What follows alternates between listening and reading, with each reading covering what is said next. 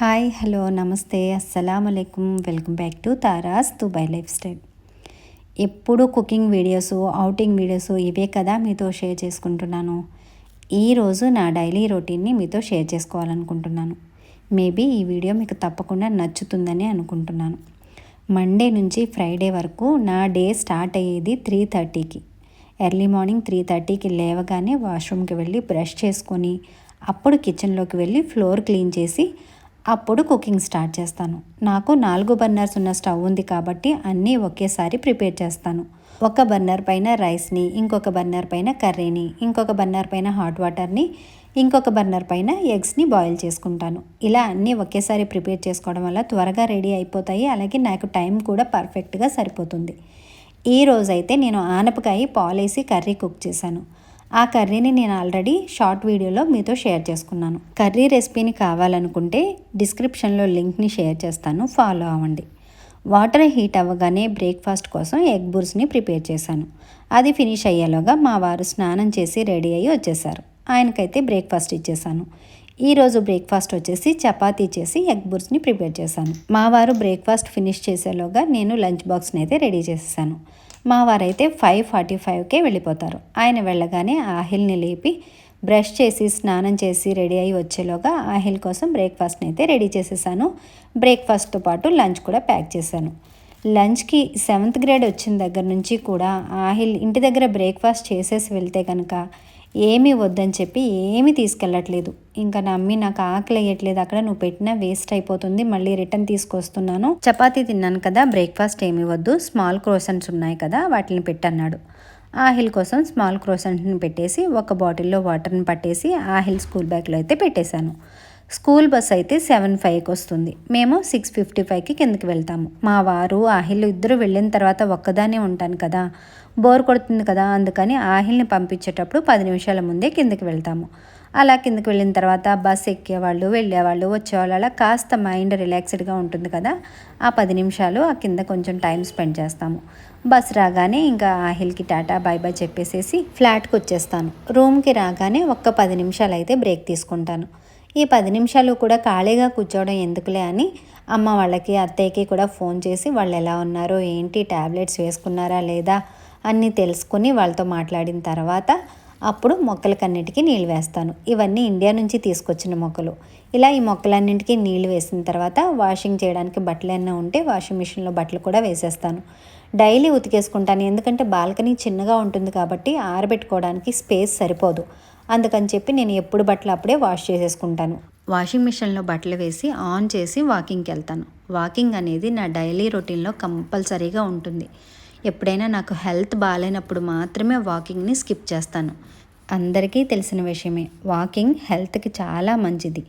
అందులోనూ ఆహిల్, మా వారు ఇద్దరు వెళ్ళిన తర్వాత ఒక్కదాన్నే ఉంటాను. టైం పాస్ అవ్వదు. వాకింగ్కి వెళ్తే టైంపాస్ అవుతుంది, మైండ్ రీఫ్రెష్ అవుతుంది, హెల్త్ను కూడా కాపాడుకోవచ్చు. అందుకని డైలీ వాకింగ్కి వెళ్తాను. మేము ఉంటున్న అపార్ట్మెంట్స్ దగ్గర క్యామెల్ ట్రాక్ ఉంటుంది. ట్రాక్ మొత్తం 6 కిలోమీటర్స్. అపార్ట్మెంట్ దగ్గర నుంచి క్యామెల్ ట్రాక్కి నడిచి వెళ్ళడానికి 5 నిమిషాల టైం పడుతుంది. నేను వాకింగ్ చేసే స్టార్టింగ్ పాయింట్ వచ్చేసి 3000 మీటర్స్. 3000 మీటర్స్ నుంచి 6000 మీటర్స్ వరకు స్పీడ్ వాక్ చేస్తాను. ఇక్కడ రౌండ్గా ఒక బిల్డింగ్ కనిపిస్తుంది కదా, అది అహిల్ వాళ్ళ స్కూలు. అహిల్ వాళ్ళ స్కూలు చాలా దగ్గర, నడుచుకుంటూ వెళ్తే ఒక 15 నిమిషాల టైం పడుతుంది అంతే, అంత దగ్గర అనమాట. దుబాయ్లో అయితే సమ్మర్ అయితే స్టార్ట్ అయిపోయింది. 20 డేస్ నుంచి ఎండలు బాగా దంచి కొట్టేస్తున్నాయి, హీటు విపరీతంగా ఉంటుంది. నేను వాకింగ్ స్టార్ట్ చేసేది మార్నింగ్ 7:30కి. 7:30కి టెంపరేచర్ వచ్చేసి 30 degrees ఉంటుంది. ఇదైతే క్యామెల్ ట్రాక్. క్యామెల్ రేస్ జరుగుతుందని చెప్పాను కదా నేను మీకు. వారానికి 3 సార్లు అయితే క్యామెల్ రేస్ని కండక్ట్ చేస్తారు. ఈ రేస్కి సంబంధించిన స్టేడియం అనమాట ఇది. నేను ఎప్పుడూ మీకు చూపించలేదు కాబట్టి ఈ స్టేడియంని చూపించాను. ఈరోజు చిన్న వీడియో తీశాను. 3000 మీటర్స్ నుంచి 6000 మీటర్స్ వరకు నా స్పీడ్ వాక్ని అయితే ఫినిష్ చేసుకున్నాను. ఇక్కడ నుంచి కాస్త కొంచెం దూరం వెళ్ళిన తర్వాత 0 దగ్గర నుంచి స్టార్ట్ అవుతుంది. 0 దగ్గర నుంచి మళ్ళీ 3000 మీటర్స్ వరకు స్పీడ్ వాక్ అయితే చేస్తాను. అలా మొత్తం 6 కిలోమీటర్స్ రౌండ్ అయితే ఫినిష్ చేస్తాను. నేను వాకింగ్ స్టార్ట్ చేసే ముందు క్యామెల్స్ కనిపించాయి. ఆ తర్వాత 10 నిమిషాలకి ఇంకొకసారి కనిపించాయి. ఇక అంతే.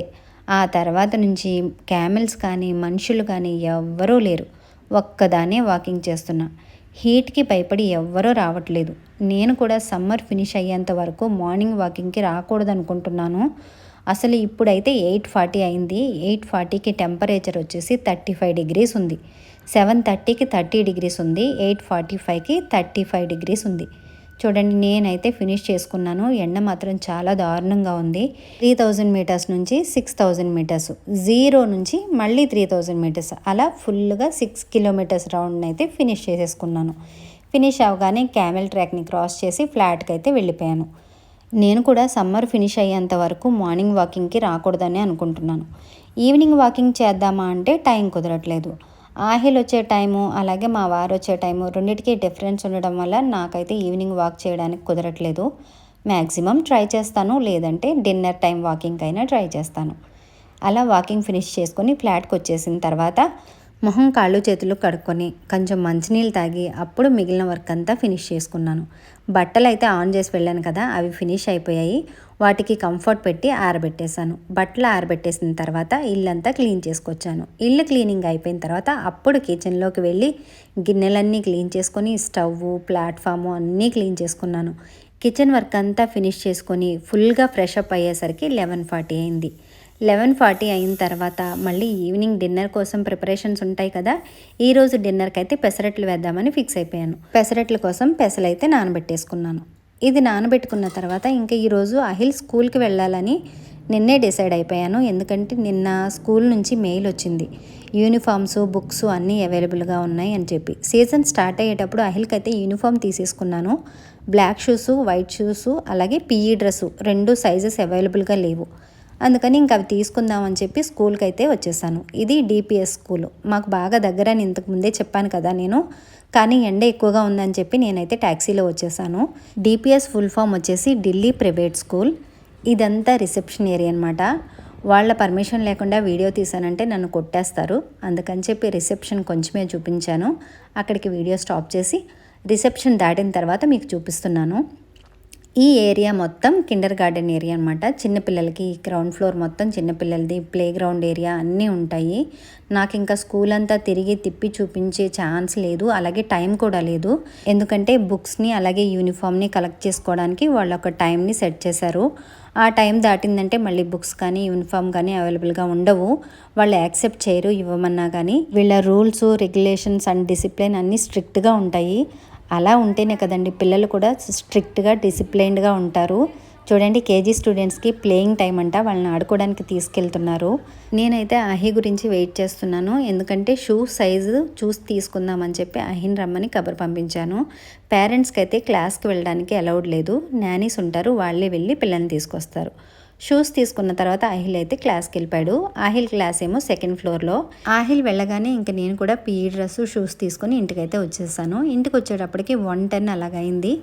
1:10 నుంచి ఇంకా 3 o'clock వరకు ఆహిల్ వచ్చేంత వరకు ఫ్రీగా ఉంటాను. ఈ ఫ్రీ టైంలో వీడియో ఎడిటింగ్ కానీ, వీడియోకి వాయిస్ ఇవ్వడం కానీ చూసుకుంటాను. అది ఫినిష్ అవ్వగానే ఒక 1 hour మాత్రం ఖచ్చితంగా కే డ్రామా చూస్తాను. కే డ్రామాస్కి అంత పిచ్చ ఫ్యాన్ అనమాట. కే డ్రామాకి పిచ్చ ఫ్యాన్ అవ్వడానికి మెయిన్లీ రీజన్ వచ్చి బీటీఎస్ అనమాట. నాకు బీటీఎస్ అంటే అంత ఇష్టం. బీటీఎస్లో నీ ఫేవరెట్ ఎవరు అంటే నేను అందరూ అని చెప్తాను. ఎందుకంటే ఆ 7 నాకు చాలా ఇష్టం. ఎందుకంటే 0లో ఉన్న బీటీఎస్ రేంజ్ని ఇప్పుడు వరల్డ్ టాప్లో ఉండేసి ప్లేస్కి తీసుకొచ్చారు అంటే అది ప్రతి ఒక్కరి కృషి ఉంటుంది, ప్రతి ఒక్కరి హార్డ్ వర్క్ ఉంటుంది. అందుకని నాకు ఆ టీం అందరూ ఇష్టం. ఒక్కొక్కరిలో ఒక్కొక్క టాలెంట్ ఉంటుంది. అందుకని నాకు ఆ 7 మెంబర్స్ ఇష్టం.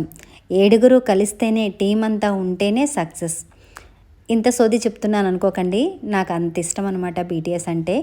ఇంకా అది ఫినిష్ అవ్వగానే ఆహిల్ వచ్చిన తర్వాత ఇద్దరం భోంచేసి ఇంకేమైనా విజిల్స్ ఉంటే క్లీన్ చేసేసుకొని ఆరిపోయిన బట్టలను కూడా మడత పెట్టేసి అల్మరలో సర్దేసుకుంటాను. ఇంకా అవి ఫినిష్ అవ్వగానే డిన్నర్ కోసం పప్పు నానబెట్టి వెళ్ళాను కదా, ఇంకా దాన్ని కూడా మిక్స్ చేసేసుకొని బ్యాటర్ రెడీగా చేసి పెట్టేసుకున్నానంటే ఇంకా మా వారు వచ్చిన తర్వాత దోశ వేసుకోవడానికి చాలా ఈజీగా ఉంటుంది. ఇంకా బ్యాటర్ను కూడా మిక్స్ చేసేసి పక్కన పెట్టేసుకున్నాను. పెసరట్లోకి మెయిన్గా ఉల్లిపాయ, పచ్చిమిర్చి, అల్లం ముక్కలు లేకపోతే ఎలా. బ్యాటర్ రుబ్బేసుకున్న తర్వాత ఉల్లిపాయ, పచ్చిమిర్చి, అల్లం ముక్కలను కూడా కట్ చేసుకొని ఒక బౌల్లోకి తీసుకొని పక్కన పెట్టేసుకుంటాను. ఈలోగా ఆహిల్ కూడా ట్యూషన్కి వెళ్ళి వచ్చేస్తాడు. ఆహిల్ ట్యూషన్ వచ్చేసి 5 o'clock నుంచి 7 o'clock వరకు. మా వారు 6:30కి వస్తారు. 6:30కి రాగానే ఫ్రెష్ అయ్యి టీవీ చూస్తూ ఉంటారు. ఇంకా మేమిద్దరం కూడా ఆహిల్ గురించి వెయిట్ చేస్తూ ఉంటాం. ఆహిల్ రాగానే వేడివేడిగా డిన్నర్ రెడీ చేసేస్తాను. వేడివేడిగా డిన్నర్ రెడీ అవగానే ఇంకా ముగ్గురం కలిసి డిన్నర్ చేసేస్తాము. పెసరట్లోకి ఎండుమిరపకాయతో చేసిన వేపుడు శనగపప్పు చట్నీ, అమ్మ పంపించిన పండుమిరపకాయ పచ్చడి వేసుకొని వేడివేడిగా డిన్నర్ అయితే ఫినిష్ చేసాం. డిన్నర్ ఫినిష్ అవగానే మా వారు ఆహిల్ టీవీ చూస్తున్నారు. ఇంకా నేనైతే గిన్నెలన్నీ కడిగేసుకొని కిచెన్ మొత్తం క్లీన్ చేసుకొని ఈరోజు నా టాస్క్ని అయితే ఈ విధంగా ఫినిష్ చేశాను.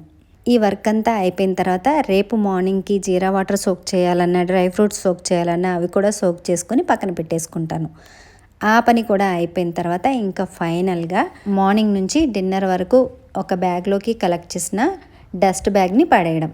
ఇండియాలో అయితే పంచాయతీ వాళ్ళు వచ్చి తీసుకెళ్తారు. ఇక్కడ ఆ సిస్టమ్ ఉండదు. ఇక్కడ ప్రతి ఫ్లాట్కి గ్యాబేజ్ రూమ్ ఉంటుంది. ఇంకా ఆ కవర్ని డైరెక్ట్గా ఆ రూమ్లో పడేస్తే డైరెక్ట్గా గ్యాబేజ్కి వెళ్ళిపోతుంది. ఇప్పుడు 100% నా వర్క్ ఫినిష్ అయింది. నేననే కదండి, ప్రతి ఉమెన్ కూడా ఒక వారియరే. ప్రతి ఉమెన్కి కూడా ప్రతిరోజు కూడా ఒక టాస్కే. ఆ టాస్క్ని ప్రతి ఒక్కళ్ళం సక్సెస్ఫుల్గా 100% కంప్లీట్ చేస్తున్నాము. వర్క్ చేస్తూ అలాగే ఇంటి పన్ను కూడా చేసే ప్రతి ఉమెన్కి కూడా చాలా హ్యాట్స్ ఆఫ్. మీరు కూడా హెల్తీగా ఉండండి. అలాగే మీ పిల్లల్ని, మీ ఫ్యామిలీని కూడా హెల్తీగా ఉంచుకోండి. ఈరోజు నా జర్నీ మీకు ఎలా అనిపించిందో కామెంట్ చేయండి. నేను చేసిన ఈ వీడియోని లైక్ చేయండి. మీ ఫ్రెండ్స్ అండ్ ఫ్యామిలీతో షేర్ చేసుకోండి. ఇలాంటి మరిన్ని వీడియోస్ కోసం నా ఛానల్ని తప్పకుండా సబ్స్క్రైబ్ చేసుకోండి. Thank you for watching. Allah Hafeez.